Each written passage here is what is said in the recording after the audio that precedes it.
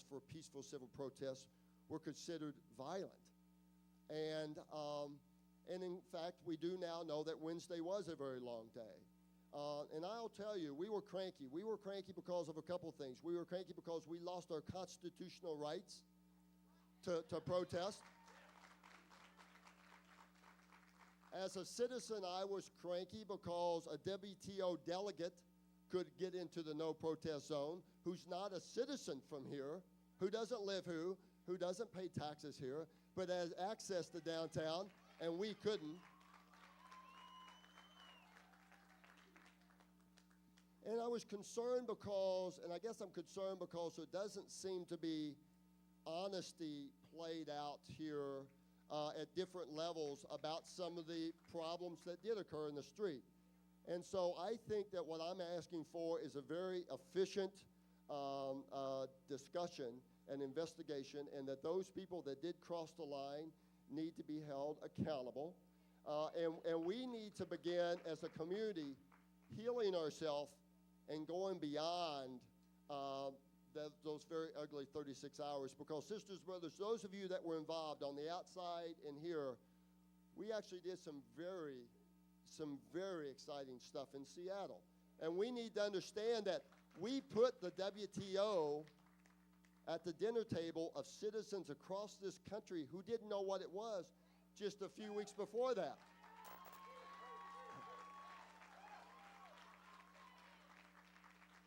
And that we cannot allow a few people cross a line to really, for us to lose sight about the victory that took place here on behalf of people and on behalf of the planet.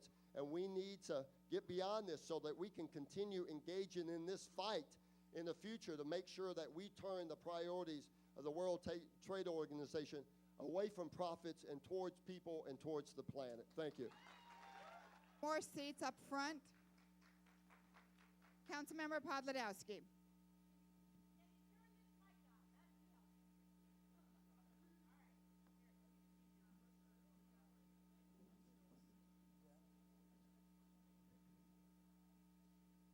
All right, we'll just use this mic. Let me introduce the panel as they're coming up, because I want to make sure we have all the folks that have been a part of the events that happened on Capitol Hill on Tuesday evening. I think for many of us, those were some of the hardest images to see, and for many people, hello? Okay, and for many people, hard things to be a part of that evening.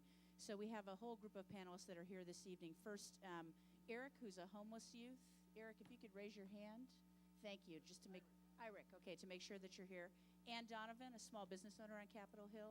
Is Ann here? Great. Kevin Gurton, who's the head of the Broadway Business Improvement Area. Kevin, are you here? All right, we're still waiting for Kevin. Joan Lawson from the Capitol Hill Chamber of Commerce. Ken Schulman from the Seattle Commission on Sexual Minorities. Elaine Simmons from Peace for the Street by Kids from the Street. Thanks, Elaine. And then Clark Pickett from the Pike Pine Planning Committee. And I do want to let the folks in the auditorium know I have to leave in 10 minutes to pick up my 2 children at daycare, but I will come back. So when you see me leave, that's what I'm doing, and I hope you'll let me go do that. So with that, Eric, if you could start, you'll have 5 minutes to talk about your experiences. Oh, is this mic on right here? Yeah.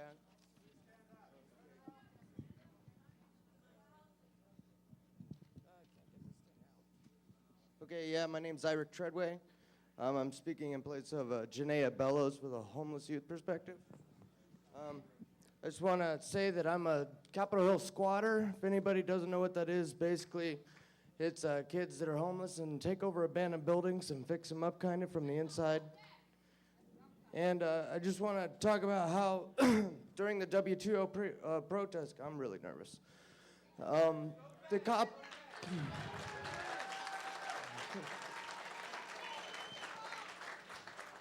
I've had a lot more problems with the cops during this week than I have pretty much since I've lived here. The cops proceeded to raid my house, my home. I mean, it's an abandoned building, but it is my bed. And after they kicked me out, they pepper sprayed my bed. So when I came back, that was a nice little surprise. Let's see what I got here. Yeah, they tell me to go home. And when I go home, the next morning they kick me up, you know, get me out of bed and kick me out of that. Where am I supposed to go? I don't know if any of you have been to shelters, but I'd rather stay in an abandoned building personally. A lot of the homeless services during that were completely shut down. Street Links, I don't know if you know about that. That's a van that gives free food, socks, stuff like that. They never showed up for an entire week. The Needle Exchange was virtually impossible to get to on Wednesday because of the cops herding people like cattle down Broadway. I only have 2.5 minutes because this guy's going to talk the other 2.5 minutes. I just want to give you guys a couple stories. Also, the post office was closed. I have my parents send me money every now and again, a general delivery. Couldn't get down there because of the National Guard. Just a couple stories that I want to share with you guys. These may be, stories and rumors, but these are stories and rumors that affected people. You know, tear gas is kind of a serious thing. It hurts. Yeah, it sure does, doesn't it? Anyway, when I was walking, I was trying to evade Broadway. I didn't really want to, I'm not a protester, didn't want to get involved really. I got other stuff to do. A police van drove by me and my girlfriend and out the window sprayed everybody on the corner. People not doing anything, people just walking down the road, just sprayed us. Anybody, it didn't matter. If you were on Capitol Hill, go home, go home. I ain't got nowhere to go, so they pepper spray me. I saw an old couple coming out of Hollywood Video. They pepper sprayed them too. They just wanted a video. They wanted to go home and watch it. They got sprayed. There was a guy in front of Dick's that had come out to tell the police that his child was up in the apartment and that the tear gas they were dropping from helicopters or whatever they were doing was coming. He had his hands up saying, "My kid's in there crying. His eyes are bulging out. He's really scared." The cop took his billy club, stuck him in the stomach with it, and then another cop maced him right there as well. So I don't know why exactly I'm talking. I just want to at least tell you guys that, this ain't right. All right.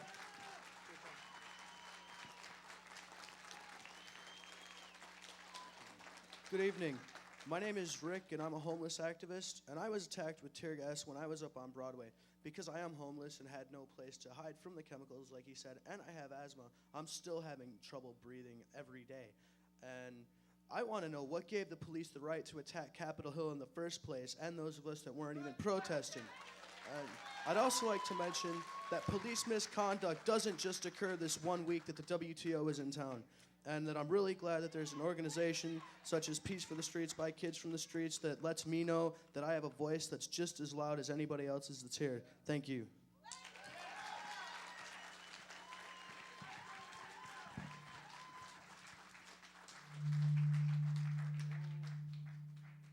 Thank you both very much. Our next panelist is Ann Donovan. Ann?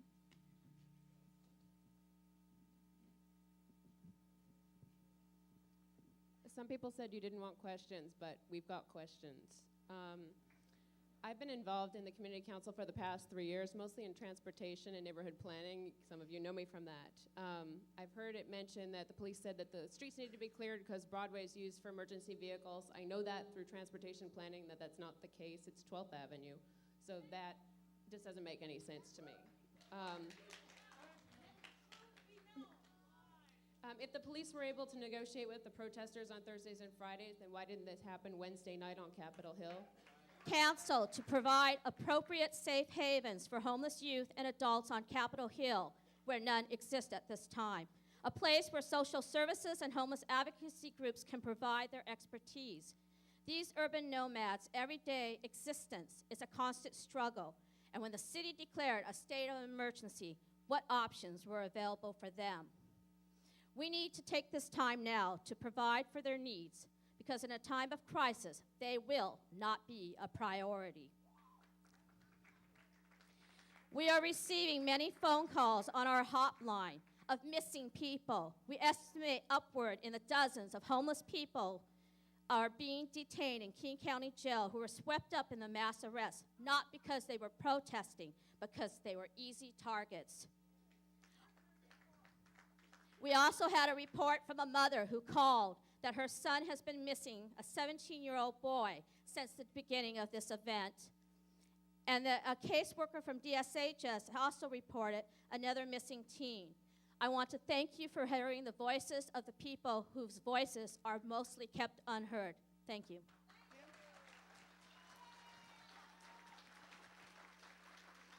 Next, we're going to hear from Kevin Guerin. Is Kevin here? Kevin, I'm sorry. Clark Pickett.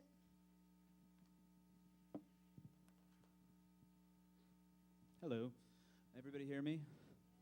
Okay. I'm Clark Pickett, and I represent the Pike Pine Planning Committee. I'm actually past chair, but this was the area where the police moved up into the Capitol Hill area, and I'm going to share my time with Beth Fell, who's a business owner in there, and she actually has more experience with what happened than I do. But I did want to make a couple comments. I did first want to thank the City Council for having this. I think it's really important that we continue this dialogue, and I think so. Thanks for being part of it. Yes. I was involved in the protests both downtown and up on Capitol Hill, and I will say that I was gassed, but I was gassed on the way home from work, not in the protests. And I was not warned, which Norm Stamp had told that it would be. And many of my friends were gassed up on the Hill, both in restaurants and in the streets. I think that's abominable that that's happened, and in their apartments. And I watched in horror on TV, where I watched the police basically corner small groups of protests in Pike Market, up on Capitol Hill, and I felt like they were basically treating the residents of Capitol Hill like animals. I think that was really horrible. Another point is I never thought I'd live in a city where a huge area of the city would be under what I consider martial law. You basically couldn't do anything from 7 in the evening till 7 in the morning. And I never thought I would see the kind of police treatment of the citizens that I saw. And I think that really needs to be looked at. As I said, I am a volunteer. I've spent hundreds of hours involved in the planning process. And I want to know that all that time was for naught. That we do have a city that I can be proud that I've spent this time in the planning process. Finally, I'd like to say that I think it's really important that there be an independent investigation of how the police handled it on Capitol Hill. I think that's especially Capitol Hill. And I love this city. I don't want to see it happen again, and I'm going to turn over in the meantime to Beth Fell. Hi, can you all hear me out there? Yeah. Okay. I represent the businesses of the Pike Pine neighborhood. We are part of Capitol Hill. Everyone has heard the stories about downtown. They've heard stories about Broadway, but a lot of people don't know that between the hours of 8 p.m. and 11 p.m. on Tuesday, when all the media went back to their regular programming and you were all watching Santa Claus is Coming to Town, we were getting gassed right and left. My business is the High Score Arcade. We attempted to stay open because we're a small business. We can't just close our doors. We also had to stay open as a refuge for people coming in and out, getting gassed. We provided water for people and rags for their faces. During the 3 hours of that media blackout, where a lot of people didn't know what was going on, it was a virtual war zone in our neighborhood. We feel that the police had absolutely no right to bring that chaos into a residential neighborhood like Capitol Hill, which is the densest population in the Northwest. It's disgusting. Why did it happen, and why was there no coverage of those 3 hours? I'd like to know. The following is a small sample of the gross treatment of residents and business owners that our neighborhood experienced.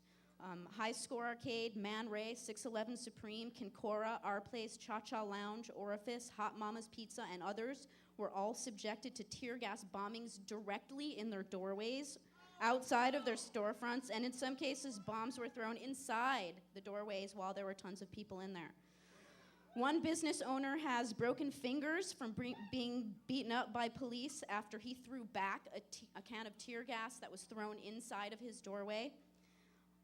Another business owner has a broken ankle from being shot in the leg by rubber bullets while he was simply trying to move a dumpster that some kids had put in there out of the street.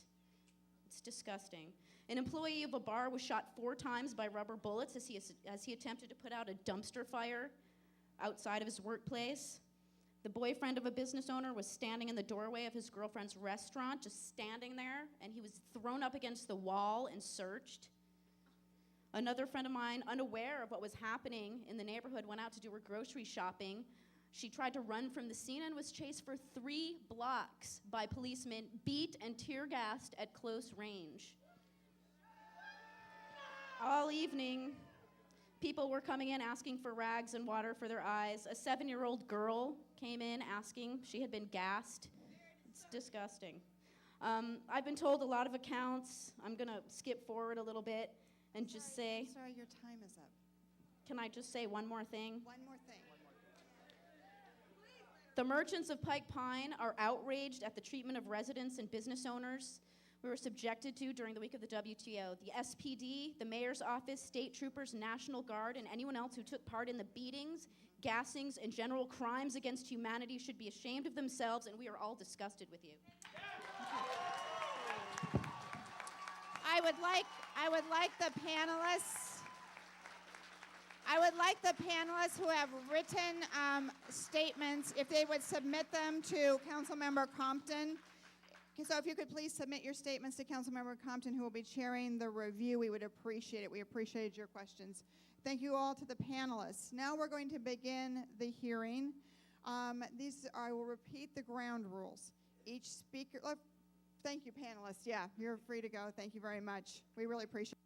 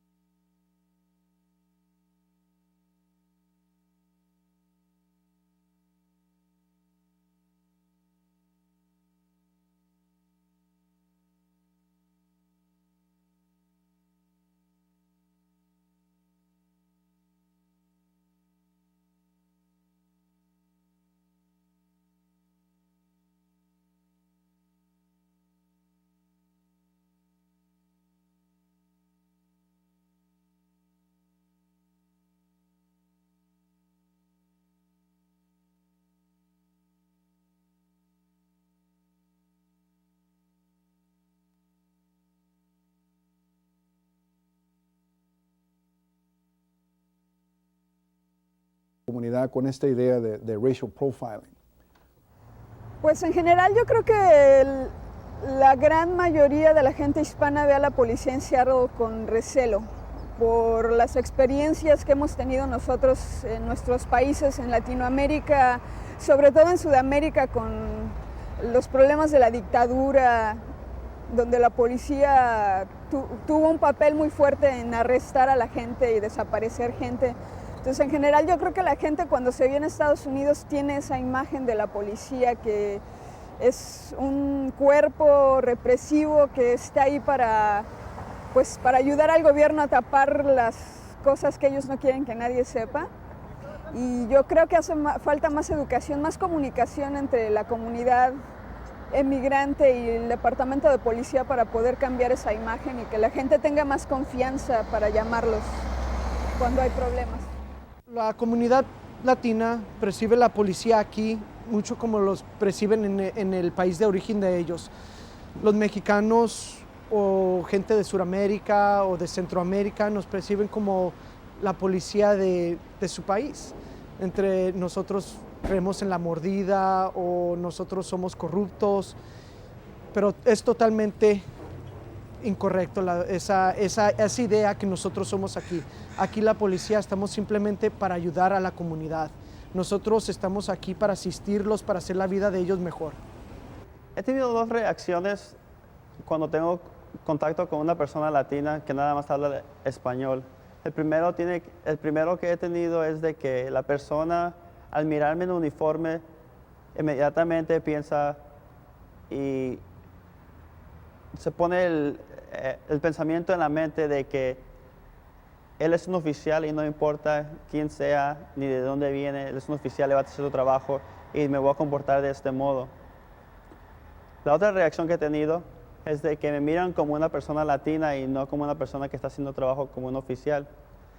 Entonces, al momento de que yo tengo que tomar ya sea una acción negativa o positiva sobre la persona, ellos responden con, pero espera un momento, tú eres latino, tú me tienes que ayudar a mí, tú no me tienes que dar esta infracción, no tienes que llevarme a la cárcel, me tienes que dejar ir porque yo soy latino y tú eres latino. Y no entienden que yo, aparte de que soy latino, también tengo un trabajo que hacer.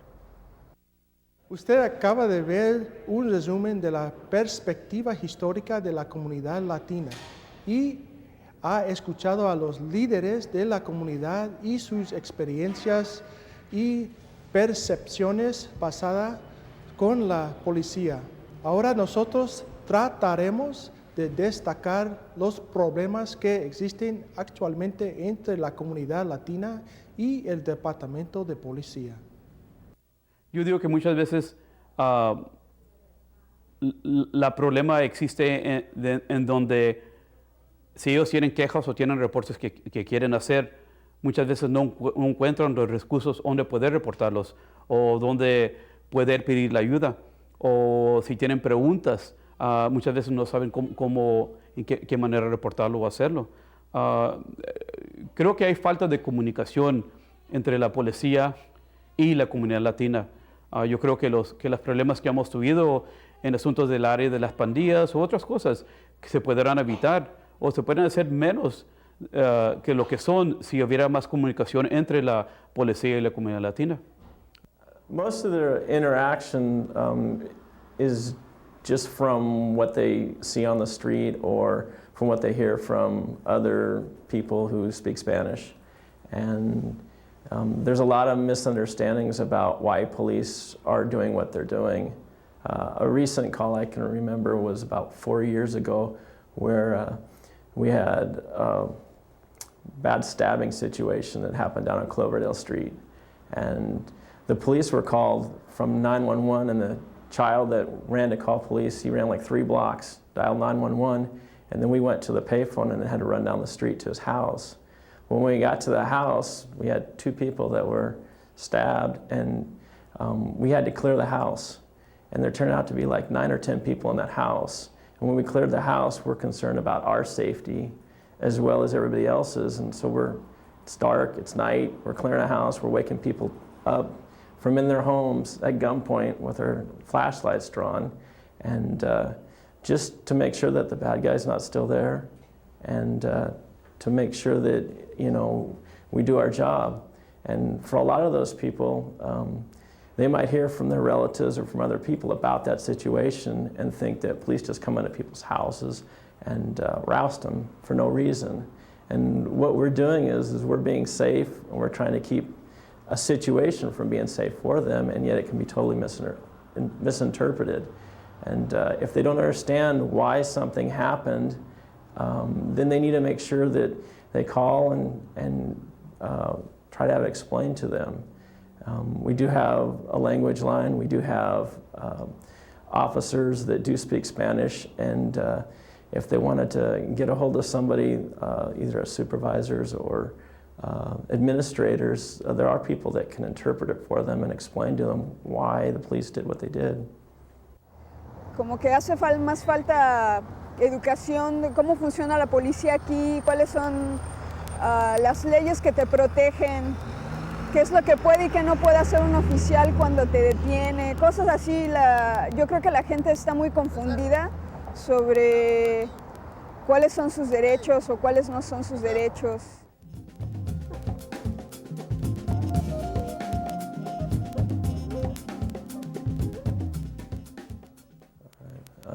My interaction with cultures in the Hispanic community is primarily based from what I've seen over the years in South Park. And one thing that I've noticed is that most of our problems or situations involve younger kids. And we don't have too much interaction with people above about the age 20. But we have a tough time for some reason with the Hispanic boys down in the area. And I think for Hispanic communities, they'll have like a quinceanera for their daughter when their daughter becomes from a child to a woman. But for the boys, there's this real macho thing of, I got to be part of a gang. And so they will do graffiti on the buildings, or they'll paint tattoo marks or things like that on them, and they'll try to be tough or macho or bad. And I don't necessarily think that they want to do that and do serious crimes, but I think that the pressure from other kids around and just that feeling like they experienced what everybody else supposedly experienced growing up is really important to them. Nosotros vamos a entender como si nos van a causar un daño. Simplemente queremos que ellos se queden en el carro, así nosotros podemos hacer nuestro trabajo y ellos pueden salir de allí más rápido. Algo que, unas cosas que yo creo que es importante que la comunidad debe saber de la policía es que cuando yo vivía en México, por ejemplo, en México no hay aseguranza para los carros, no se vende ni se usa. Entonces, cuando muchos latinos vienen para Estados Unidos, no están impuestos a pagar aseguranza, y luego cuando miran los precios de la aseguranza y cuánto vale, y lo están pagando cada mes, y para nada, muchos latinos que yo he contactado, no les gusta cargar aseguranza porque es dinero perdido, pero aquí en los Estados Unidos tienen que tener aseguranza. Cuando nosotros paramos a alguien que está manejando, que comete una infracción, cuando está manejando la persona, es muy importante que ellos tengan su identificación, que tengan su prueba de aseguranza y que puedan contestas simples sobre nombre, de quién es el carro. Eso ayuda al oficial poder entender qué es lo que está ocurriendo y nosotros podemos explicarle a la persona por qué los paramos. Yo no sé cuántos latinos habrá en el departamento de la policía en Seattle. Me imagino que muy pocos. Y no sé si hay adiestramiento para que los policías aprendan más sobre las cosas que se pueden esperar en la comunidad latina, para que aprendan más, ¿cómo se dice en español? Sensitivity training, se dice en inglés, adiestramiento para aprender más de la cultura para que ellos puedan responder mejor a los problemas entre la comunidad latina. I wouldn't mind seeing the Seattle Police Department have some sort of class on maybe basic Spanish for law enforcement. We had one a while back and I haven't seen one since. I think that would be a great asset down here, especially for high-risk situations where you don't have time to call a 911 language line, where you don't have time on a felony stop to figure out what you're saying, that these would be tools that we could use immediately. Just basic law enforcement Spanish. It would assist both us and the people that we are trying to get control of or detain at that time until we can further investigate. It's one thing to speak the language, and I want to make a distinction here. It's like, it's one step to have someone speak Spanish, and clearly I struggle with that myself, or I'd be doing this interview in Spanish. But it's another thing to have someone who is more cultured, meaning culturally competent, that they know not only the language, but they know the culture, and they know the background, the history. And I think we need to equip, officers with that as well. Just to speak Spanish isn't enough. You have to understand the community and the different makeups of what makes our community what it is. And I think that's where you really get effective and good services to our community. So. Yeah, I think areas like here, like South Park, and just about everywhere now, since the Latino community is growing everywhere, I think it would be nice to see more Spanish-speaking officers on the force. Right now, we don't have enough. and we need to hire more Latinos. Para mejorar la relación entre la policía y la comunidad, se necesita entrenar a la comunidad cómo actúa la policía, pero al mismo tiempo se necesita entrenar a la policía en cómo funcionan las comunidades. Yo conozco policías que no entienden cómo es la vida o la relación entre la policía y la comunidad en México. ¿Cómo son las policías ahí? ¿Qué es la diferencia entre la comunidad, la cultura latina y la cultura americana? Las expectaciones que tienen las policías, que latinos, que son, por ejemplo, inmigrantes recientes, que van a actuar lo mismo como personas que han vivido aquí, han nacido aquí, tienen familia aquí, es completamente diferente. No hay un entendimiento de derechos al mismo nivel, entendimiento que pueden negar una búsqueda de su carro, un search. No se sabe eso. La cultura mexicana, no creo que muchas policías entienden que la comunidad, cultura mexicana, latinoamericana, es más respetuosa de la policía y dice sí muchas más veces que no. Cuando una policía le pide a una persona, oye, usted está legalmente en el país, si un americano va a decir, no tengo que responder esa pregunta. Cuando un mexicano o un latinoamericano, un ecuatoriano que ha recién llegado al país, va a ser más generoso con sus respuestas y va a decir, ok, sí o ok, no. Y con eso se causa problemas.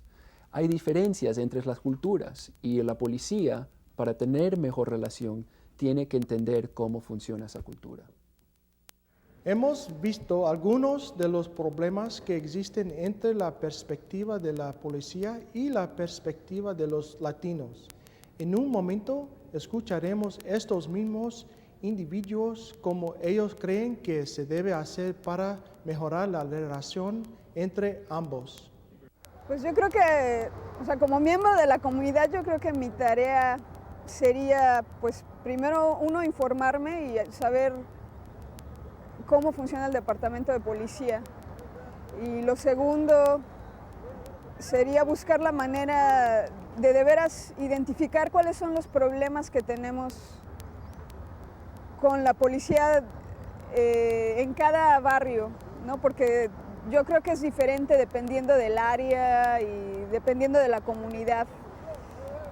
Yo creo que nuestra tarea es pues dejar de quejarnos y empezar a hacer algo más positivo, dejar de apuntar el dedo y decir que son racistas y que es su culpa y que no les importa, y empezar a buscar formas de empezar un diálogo.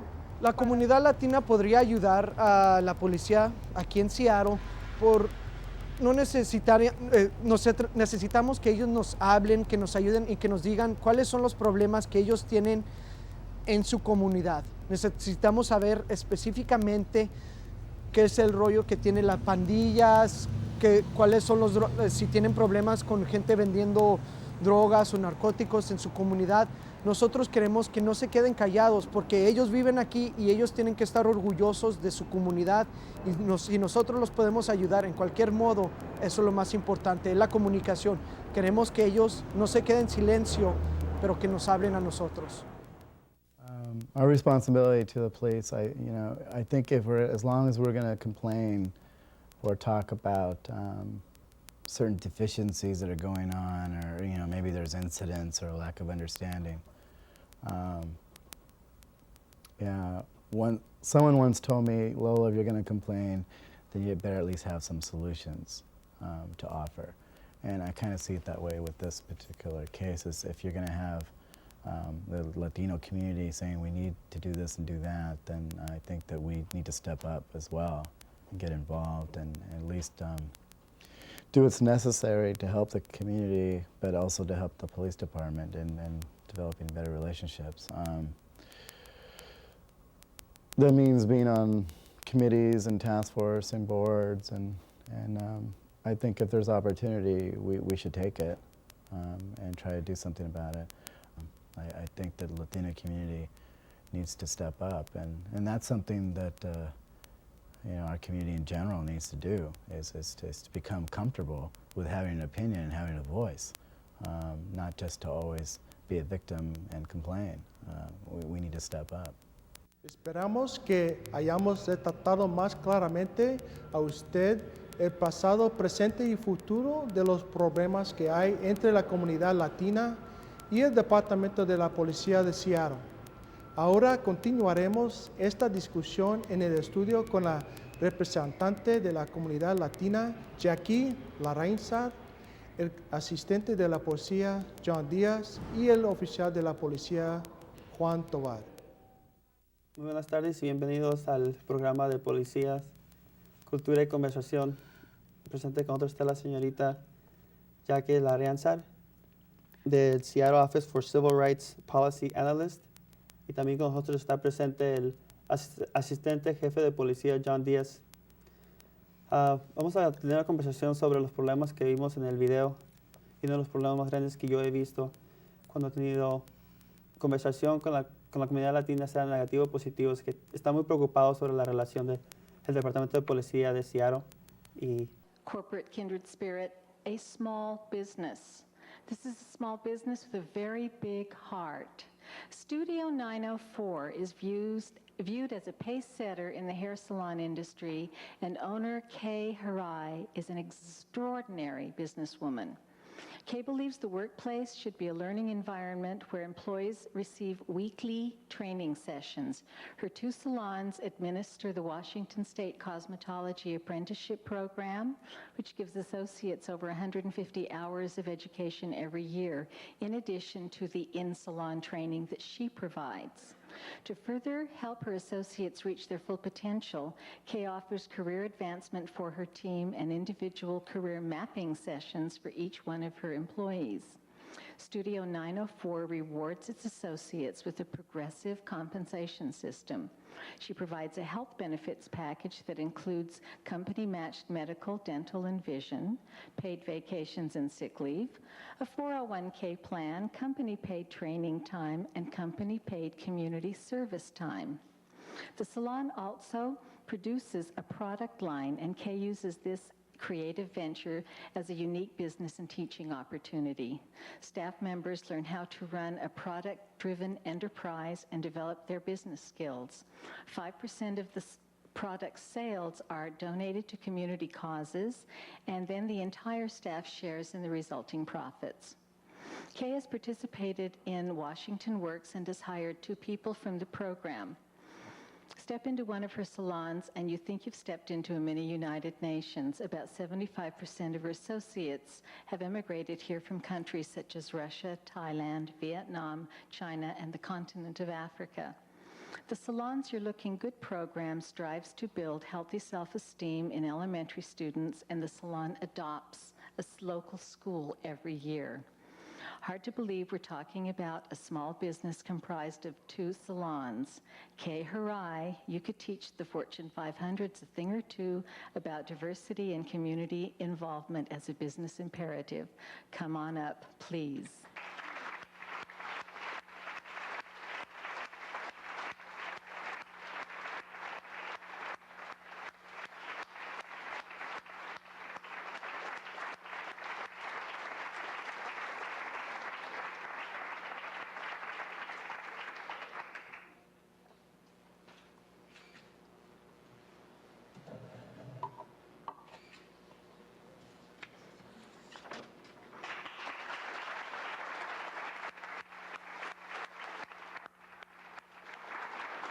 We're in the home stretch now. We hear a lot about how one person can make a difference. This employee certainly has. And nominations from 5 different people who work for him, mind you, told us over and over again how this man makes a real difference in the workplace. He is excellence and diversity personified. And a very proud Diana Gale steps up to the plate once again to tell us a little more about him. Joseph Broussard is one of the special people who works in Seattle Public Utilities. And to say something about the diverse environment he works in, he supervises employees that represent 12 different ethnicities and cultures. And he doesn't actually supervise very many people. It's probably not more than 20. So it gives you some idea of the diversity that he's dealing with in his division. Not only that, he came into the Seattle Public Utilities. He first came into water a couple of years ago with a group that was struggling with definition of how they were going to work and how they were going to function. And then just as he began to get that straightened out, we went into a reorganization and we merged 2 warehouses. And since then, this year, we've also given him other new responsibilities. So Joseph has been able to deal with a very diverse workforce under changing conditions and changing situations, and do it in a way where 25% of his employees nominate him for an award, and I think that is what all of us aspire to. So Joseph has something to teach all of us who are in management about how to make diversity work for you in the workplace. So it's an honor to recognize Joseph Broussard.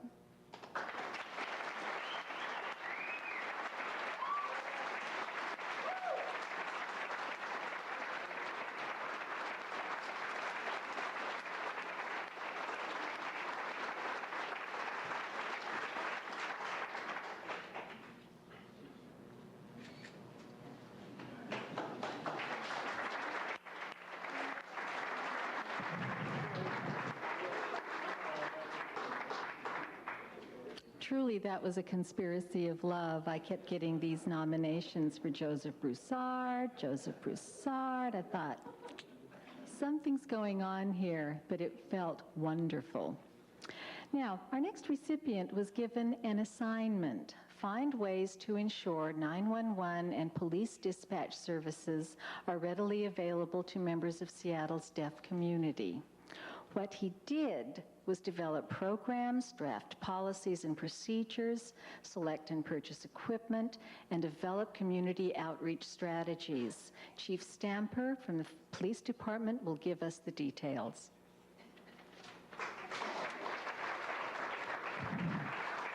Thank you, Joanne. For most people, calling the cops is no big deal. They may be a little nervous, they might be afraid, but very few people are reluctant to pick up that phone and dial up that one service that Harv Ferguson likes to describe as a 24-hour-a-day service with a 3-digit number. We're real easy to reach for most people.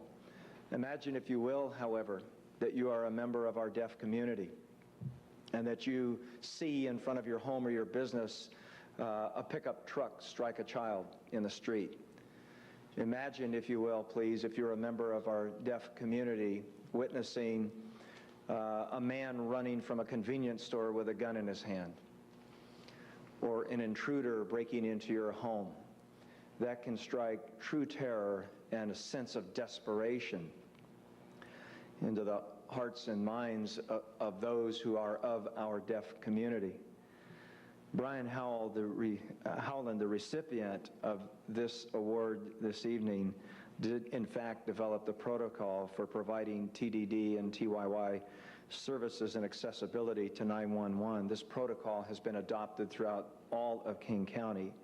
He developed a sign language interpreter services contract that makes these services available to police officers, detectives, to our civilian personnel alike, 24 hours a day. We're going to spend a wonderful hour here recognizing diversity and recognizing some very special people in the city of Seattle.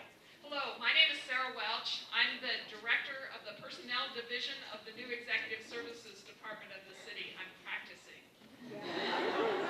We're practicing our reorganizations. I'm here to welcome you to the 4th Annual Diversity Awards Ceremony, Pieces of the Dream. I want you to look around the dome room, and particularly at our decorations today. I want to thank Sheila G. and the decorations team for making this a festive place for us to celebrate today. And thank you, Sheila, for putting together all of the decorations and arrangements for today's event.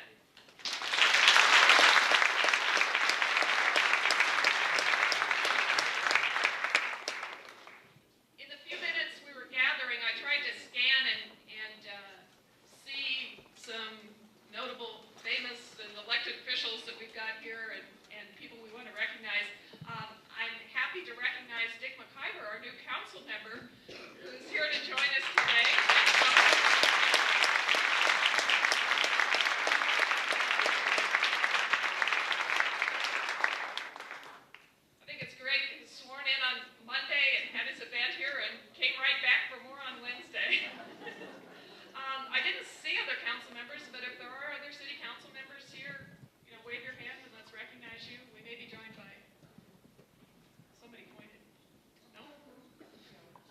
Oh, Cheryl. Oh, Cheryl.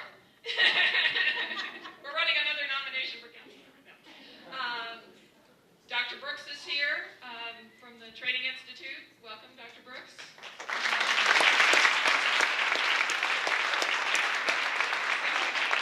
As others join us, we'll try to make note of our distinguished guests here today. I would like to introduce to you Mary Ming. Mary is here, and she is our interpreter for American Sign Language for today's event. I would like to welcome any of you who would like to come closer in order to benefit from Mary's interpretive services, and we have some chairs here that you can sit and move close so you can have the interpretation that you need. If you require assistance, please raise your hand, and Joanne, our sponsor, can help and make sure you get in the right place. So welcome, Mary, and thank you very much for joining us and signing for us today. We have prepared copies of the Purple program in two alternative formats, one printed on white paper and one in larger print on the tables. So also, if you have need of those services and want to see the program in the various prints, be sure and pass those around the table and share them, because they also have important information about the program today and about our nominees.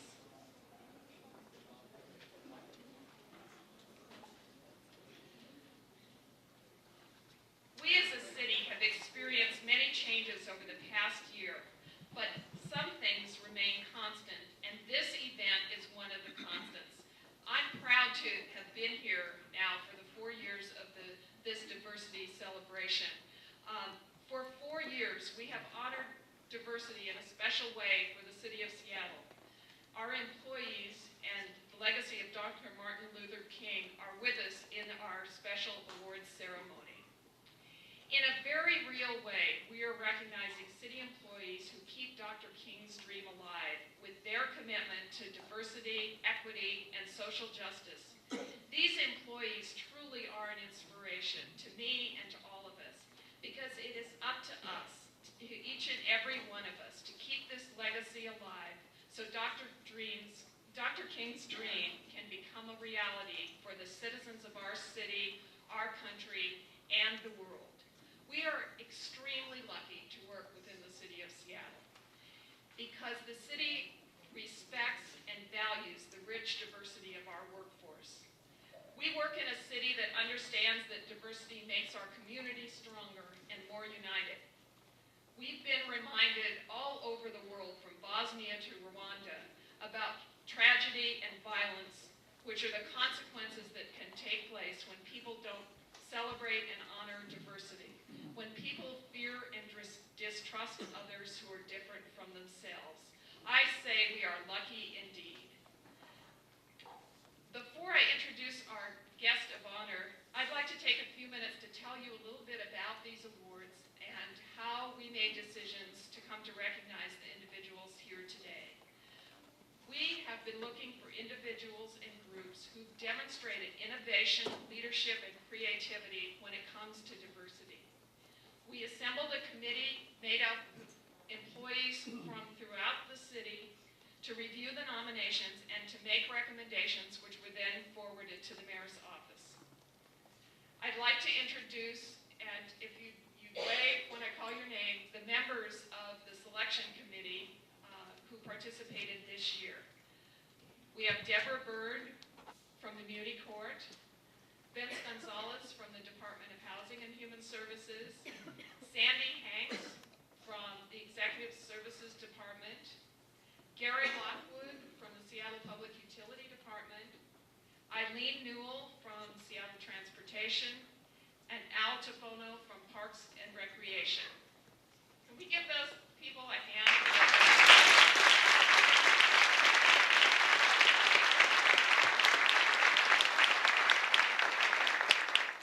So this group of city employees from throughout the city had a very difficult task. They received a host of nominations from throughout the city. We called far and wide to some of you who are coworkers, colleagues, supervisors, managers, and even citizens to look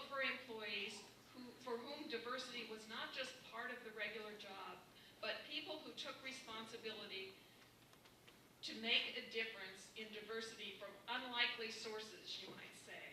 So the committee then looked at the nominations, looked for that special element of adding diversity to the job, and made recommendations in 2 different categories.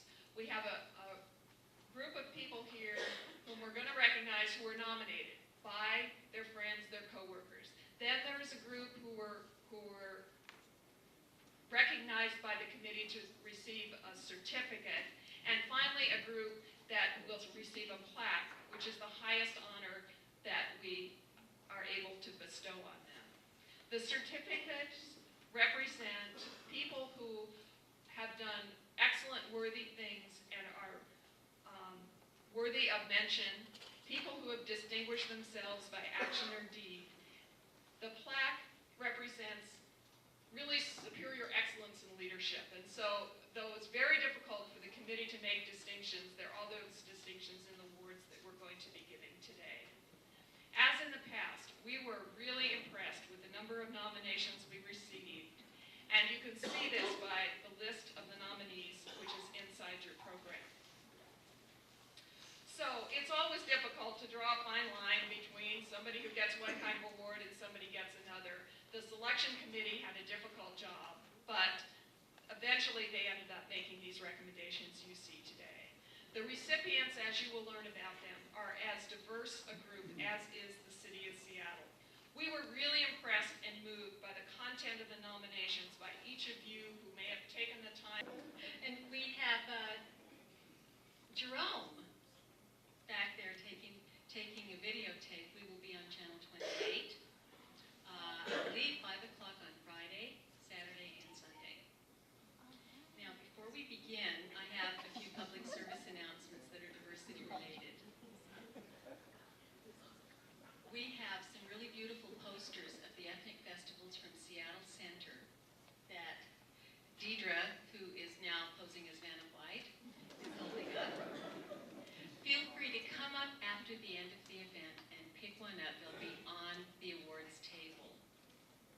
Also, we have applications for a really wonderful program called Project LEAD. LEAD stands for Leadership, Effectiveness, and Diversity. It's a United Way program. It partners volunteers from communities of color with nonprofit boards and committees. And those nominations, those forms, will also be up there.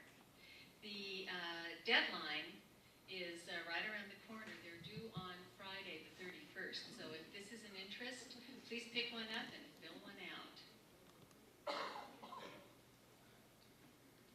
Now, before we begin with the certificates, I want to thank the mayor again for those wonderful words and for lowering the mic for me. I'd like to recognize everyone who's nominated for an award. As I call your names, please stand, and I'm going to ask everyone to hold your applause until I'm through with my list. The agenda, these people are the people the mayor was talking about. This is the best of what we are. The agenda grant group, City Light. Susan, stand up guys. Susan Benner. Transportation, Ramona Bigham. Library, Diversity Task Force, Seattle Center. Gina Finn, SPU. Andrew Frankel, Seattle Center. Tracy Hall, Library. Donna Iverson, Parks. Michael James, Parks. Carl Joseph, SPU. Stay standing.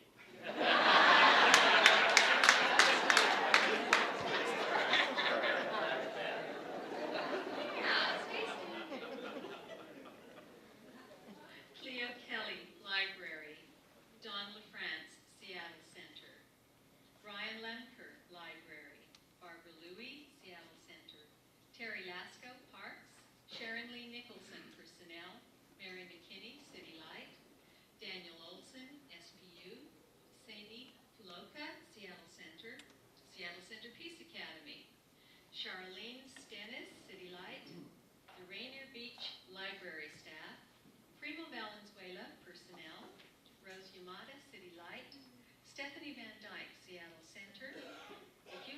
Nations Advisory Committee Quality Management Board Committee, 2 committees in one, from DCLU, and city employees from the Parks Department who are on the Folklife Board, Laura Choradai, Frank Hungate, Maureen O'Neill.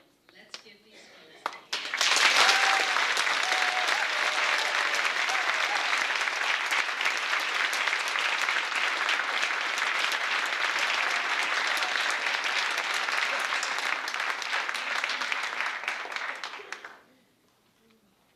First recipient is a human resources employee who walks, talks, lives, and breathes diversity just about every day in just about every facet of her job. She's personally committed to helping make diversity an integral part of her organization and goes that proverbial extra mile to promote diversity and to promote a diverse and supportive environment at work and on behalf of young people. Off hours, she's heavily involved with MESA, a program that encourages at-risk high school students to achieve in math, engineering, and science. During her workday, she continues to work with young people in the department's Student Assist program, providing support and training on topics like peer pressures, goal setting, and college preparation. Training professional, she's committed to providing the training needed to ensure that all members of her department can provide services in a non-judgmental manner that are sensitive and supportive to human differences. Now that is no small job there, and it's a pretty big department. The department is the Seattle Public Library, and our recipient is Ramona Bigham.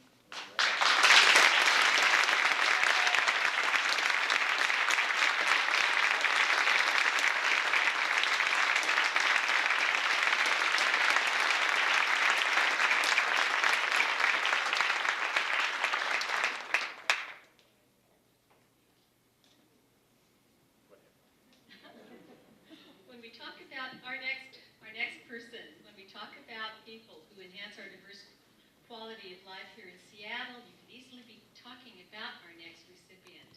In any given year, he touches the lives of a mere 200,000 people, give or take a few thousand. Now, if you're one of those 200,000, you've attended one of the many festivals at the Seattle Center, ergo that poster I just mentioned, such as Keeping the Dream Alive, Martin Luther King Celebration, Festival Sundiata, Folklife, Fiestas Patrias, all that wonderful array of festivals. If you've ever wondered who organizes these things when you've attended, well, our next recipient does. And thanks for everything you do to bring Seattle's diverse cultures together. Let's give a hand to Andrew Frankel.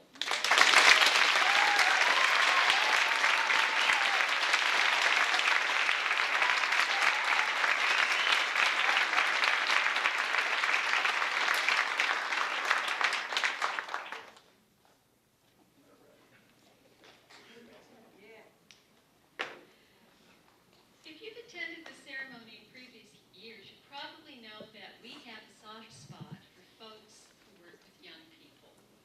This recipient, our next recipient, gets teenagers excited about books, reading, and words.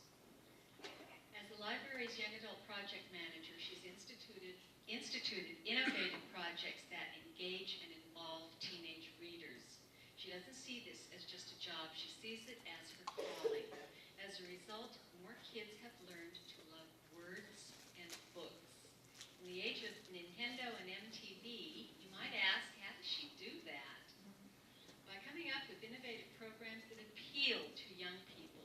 She's established youth councils, her contests for writing, poetry, and short stories have received record number of entrants, and she's instituted a young adult games night at the library that has brought in a record number amount of young people. So we thank you, Tracy Hall, for making words, books, and reading fun for young teenagers. Come on up, Tracy.